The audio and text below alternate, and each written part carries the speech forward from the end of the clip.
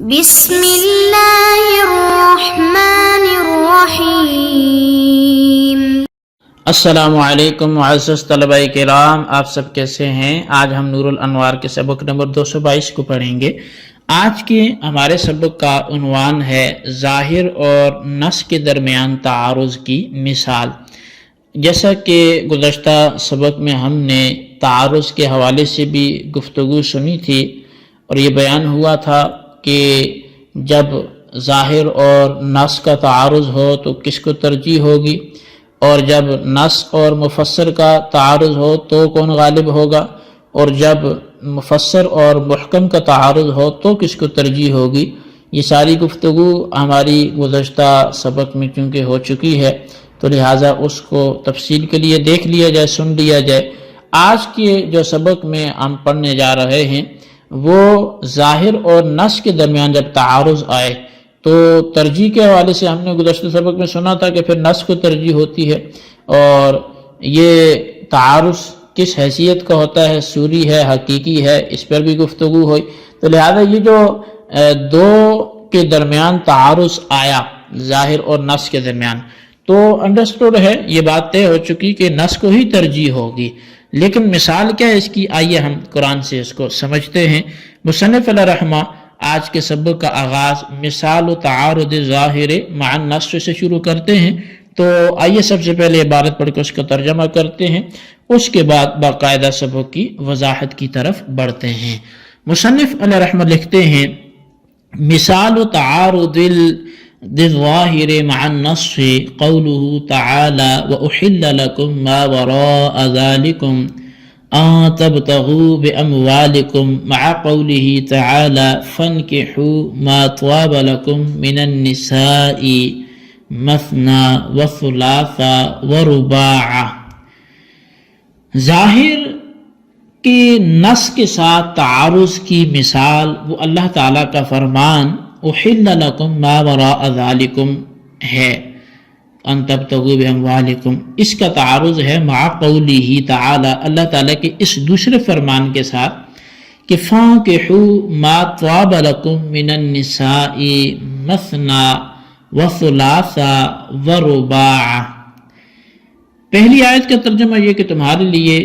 ان محرمات کے علاوہ باقی حلال کر دی گئی کہ تم ان کو اپنے اموال سے تلاش کرو، اور دوسری آیت کا ترجمہ یہ کہ تم عورتوں میں سے جسے چاہو پسند کرو، نکاح کرو، 2 2 3 3 اور 4 4۔ فَإِنَّ الْأَوَّلَ ظَاهِرٌ فِي حِلِّ جَمِيعِ الْمُحَلَّلَاتِ مِنْ غَيْرِ قَصْرٍ عَلَى الْأَرْبَعَةِ۔ بس بے شک جو پہلی آیت ہے یہ ظاہر ہے تمام محللات کے حلال ہونے میں بغیر 4 پر قصر کیے۔ فَيَنْبَغِي أَن تَحِلَّ الزَّائِدَةُ عَلَيْهَا، تو بس مناسب ہے کہ اس پر زائدہ جو ہے وہ حلال ہو، یعنی کہ پہلی آیت کا تقاضا یہ ہے کہ 4 پر زیادہ کرنا بھی حلال ہو۔ وَالثَّانِي نَصٌّ فِي أَنَّهُ لَا يَجُوزُ التَّعَدِّي عَنِ الْأَرْبَعَةِ، جبکہ دوسری آیت نص ہے اس بات میں کہ تعدی عن الاربعہ جائز نہیں، یعنی 4 سے تعداد کو بڑھا دینا یہ جائز نہیں ہے۔ لِأَنَّهُ سِيقَ لِأَجَلِ الْعَدَدِ، اس لیے کہ اس دوسری آیت کو تعداد کے بیان کے لیے ہی لایا گیا ہے۔ فَتَعَارَضَ بَيْنَهُمَا فَتَرَجَّحَ النَّصُّ وَيَقْتَصِرُ عَلَيْهَا، پس ان دونوں کے درمیان، 2 آیات کے درمیان تعارض ہوا تو پس نص کو ترجیح ہوئی اور 4 پر قصر ہوگا، تعداد 4 سے تعدی نہیں ہوگی۔ وقیل الاول نص فی حق اشتراط المہر والثانی ظاہر فی عدم اشتراطہ، اور ایک قول یہ کہا گیا اس کے برعکس کہ پہلی آیت سے ظاہر اور دوسری سے نص ثابت ہو۔ وہ کہتے ہیں کہ پہلی آیت نص ہے مہر کے شرط قرار دینے کے حق میں، اور دوسری آیت ظاہر ہے عدم اشتراط مہر میں۔ لِأَنَّهُ سَاكِتٌ عَنْ ذِكْرِ، اس لیے کہ دوسری آیت میں تو مہر کا ذکر نہیں ہے، ومطلق عنہ اور مہر کے ذکر سے مطلق ہے، فتعارض بینہما پس ان دو آیات کے درمیان جب تعارض ہوا فیترجح النص ویجب المال، تو پہلی آیت کو ترجیح ہوئی جو کہ نص تھی مہر کے اشتراط میں، تو پس مال واجب ہو جائے گا۔ جی طلبہ کرام، یہ تھی ہمارے آج کے سبق کی عبارت اور اس کا ترجمہ جو آپ نے سماعت کیا۔ آئیے اب آج کے سبق کی ہم وضاحت کی طرف بڑھتے ہیں۔ شارح علیہ رحمہ نے فرمایا کہ ظاہر اور نص کے درمیان تعارض جو ہے یہ واقع ہونے کی مثال ان دو آیتوں میں ہے۔ اب وہ دو آیتیں کون سی ہے؟ پہلی آیت احل لکم ما وراء ذلکم ان تبتغوا باموالکم ہے کہ حلال ہیں تم سب کو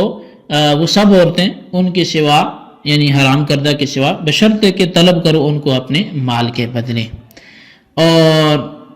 دوسری آیت کا ترجمہ بلکہ آیت یہ ہے کہ فَانْكِحُوا مَا طَابَ لَكُم مِّنَ النِّسَاءِ مَثْنَىٰ وَثُلَاثَ وَرُبَاعَ کہ جو بھی عورتیں تم کو پسند آئیں ان سے تم نکاح کر دو، دو دو تین تین چار چار سے۔ اب ان دونوں آیتوں میں سے پہلی آیت یعنی احل لکم والی جو آیت ہے، چار عورتوں پر توقف کیے بغیر تمام محللات کے حلال ہونے میں ظاہر ہے۔ لہٰذا اس آیت سے یہ نتیجہ نکالا جا سکتا ہے کہ ایک شخص کے لیے ایک وقت میں 4 سے زائد عورتیں حلال ہیں۔ اور دوسری آیت اس بات میں نص ہے کہ ایک شخص کے لیے 4 عورتوں سے تجاوز کرنا یہ جائز نہیں ہے، اور اس کی دلیل یہ ہے کہ یہ آیت عدد ہی بیان کرنے کے لیے لائی گئی ہے، اور آیت میں آخری عدد رباع یعنی 4 ہے۔ لہٰذا نص قرآن سے یہ بات ثابت ہو گئی کہ ایک مرد ایک وقت میں زیادہ سے زیادہ 4 عورتیں نکاح میں رکھ سکتا ہے۔ رہی یہ بات کہ یہ کیسے معلوم ہوا کہ آیت کا مقصد عدد کو بیان کرنا ہے، تو اس کا جواب یہ ہے کہ آیت میں لفظ مثنا، ثلاثہ، رباع یہ فَانْكِحُوا مَا طَابَ لَكُم سے حال واقع ہے، اور حال ذو الحال کے لیے قید ہوتا ہے۔ بس آیت میں نکاح اس قید یعنی عدد کی قید کے ساتھ مقید ہوا، اور جب کسی چیز کو کسی قید کے ساتھ مقید کر کے ذکر کیا جاتا ہے تو وہ قید مقصود ہوتی ہے، شے مقید مقصود نہیں ہوتی۔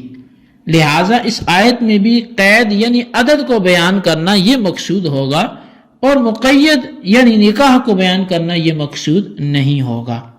اور جب اس آیت میں عدد کو بیان کرنا مقصود ہے تو یہ آیت بیان عدد کے لیے نص ہوئی۔ تو بہرحال جب پہلی آیت تمام محللات کے حلال ہونے میں بغیر کسی حد بندی کے ظاہر ہے، اور دوسری آیت 4 عورتوں سے زائد کے جائز نہ ہونے میں نص ہے، تو ظاہر اور نص کے درمیان تعارض واقع ہو گیا، اور ان دونوں کے درمیان تعارض کی صورت میں نص چونکہ راجع ہوتی ہے، اس لیے دوسری آیت یعنی نص عمل کے اعتبار سے راجع ہوگی، اور ایک وقت میں صرف 4 عورتوں کو نکاح میں رکھنا یہ جائز ہوگا۔ تو اگر اس مثال کا ہم حاصل کلام سمجھیں تو وہ یہ ہے کہ احل لکم ما وراء ذالکم میں نکاح کی کہیں حد بندی نہیں ہے کہ 2 سے کرنا ہے 4 سے کرنا ہے، تو وہاں یہ سمجھ میں آتا ہے کہ شاید تمام محللات سے نکاح جائز ہیں۔ جبکہ جو دوسری آیت ہے مثنا و ثلاث و رباع والی، وہ اس بیان میں نص ہے کہ 2 3 4 اس سے اوپر آپ نکاح نہیں کر سکتے۔ تو اب پچھلی آیت سے ظاہر یہ تھا کہ تمام محللات سے نکاح جائز ہے، اور دوسری آیت بطور نص کے حد بندی کر رہی ہے 4 پر، تو جب دونوں میں تعارض ہوا تو ہم نے نص پہ عمل کیا، ظاہر کو چھوڑ دیا۔ اب بعض حضرات نے فرمایا کہ پہلی آیت یعنی احل لکم یہ مہر کے شرط ہونے میں نص ہے، کیونکہ یہ آیت مہر کے شرط ہونے کو بیان کرنے کے لیے لائی گئی ہے، اور جو کلام جس مقصد کو بیان کرنے کے لیے لایا گیا ہو وہ کلام اس مقصد کے سلسلے میں نص ہوتا ہے، لہذا یہ آیت بھی اشتراط مہر کے سلسلے میں نص ہوگی۔ اور دوسری آیت یعنی فَانْكِحُوا مَا طَابَ لَكُم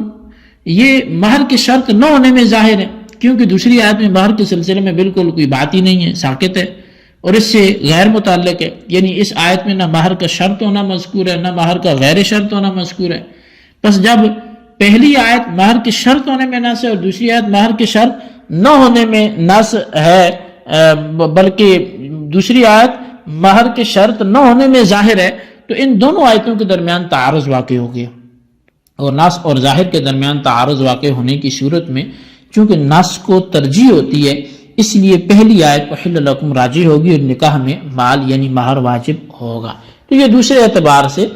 نص اور ظاہر کے درمیان تعارض کی گویا کہ ہم نے دو مثالیں اس اعتبار سے آپ کہہ سکتے ہیں کہ پڑھ لی۔ بہرحال جی یہ ہمارے آج کے سبق کی عبارت ترجمہ اس کی وضاحت تھی، آپ اس کو اچھی طرح سمجھیں، اس کے خلاصے کو رجسٹر پہ لکھیں، بالخصوص ان سوالات کے جوابات بھی دیں۔ سوال نمبر 1 یہ ہے کہ یہ ظاہر اور نص کے درمیان تعارض کی مثال جو ایک جمہور کا پیش کردہ مثال ہے اس کو بیان کریں،